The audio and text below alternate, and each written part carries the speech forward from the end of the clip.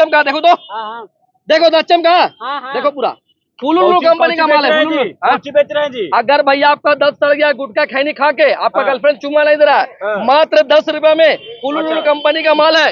मात्र 10 रुपए में चांदी के साथ हुलुलु कंपनी। जी हाँ भैया, मात्र 10 रुपए में। एक कोलगेट लाते हो कितना खर्चा होता है आपका महीना में? यही 200-300 रुपया। मात्र 10 रुपए में फुल फैमिली हुलुलु कंपनी का माल ले लो। 10 रुपए लो फटाफट, जाओ। अरे हमको भी 10 रुपए 10 रुपए 10 रुपए लो फटाफट, 10 रुपए 10 रुपए 10 रुपया। हमको भी दीजिए जी। आपको भी चाहिए? हाँ। रुकिए, थोड़ा प्रोडक्ट खत्म हो गया, एक मिनट रुकिए, शीशी में भरना दीजिए प्रोडक्ट अपना। शीशी में प्रोडक्ट भर रहा है, मात्र 10 रुपए लाई, 10 रुपए निकालिए फटाफट, 10 रुपए निकालिए। इलेक्ट्रिक साफ करे वाला हार्पिक है जी। ये हार्पिक इलेक्ट्रिक साफ करे वाला। यही ना है भाई, तो जब लाइटरिंग साफ करे तो तुम्हारा दांत नहीं साफ करेगा?